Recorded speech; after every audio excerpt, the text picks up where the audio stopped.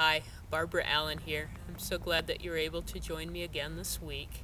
And today is very exciting because we're going to be talking about the number one underlying cause of arthritis that must be treated for most people if they're going to get well from their arthritis. So we're talking not just suppressing the symptoms, we're talking about getting rid of an underlying cause. And what is this? It is food and chemical sensitivities. And when you go through the process that I'm going to be explaining to you how to do, you will actually be able to identify your individual sensitivities and cut these problem foods and substances out of your life for a period of time, usually 6 months to a year.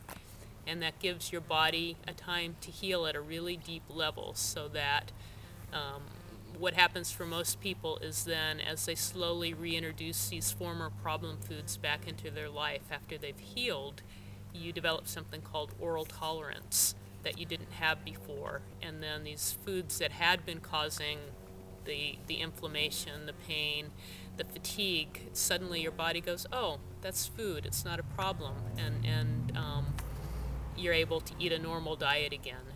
And to me, that's one of the most exciting things, as restricted of a diet as I was for years, to actually be able to eat the very foods that had once caused my arthritis, and to go out to restaurants and to eat with friends and not to have to worry about if I accidentally get one of these things. Like for me, I was so sensitive to corn, and now I'm not.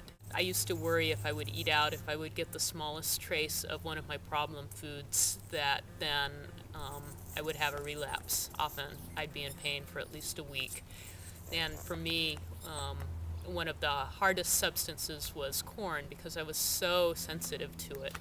And so one of the hidden places that corn is in our diet is anything that has table salt added to it, because table salt is half dextrose, and dextrose in the United States at least is made from corn. So even if I didn't know something was salted, if I would accidentally eat that, then usually within a few hours I would be very cranky and tired, and I wouldn't know why, and then my joints would start aching, and often I'd be in bed for the next several days and just not feeling good for a week or more.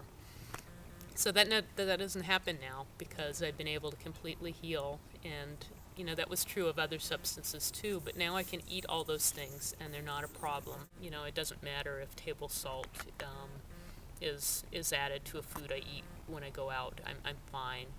So again, I'm going to be taking you through the process of what are food sensitivities, and then how do you identify what your particular food and chemical sensitivities are, and then how do you heal from that.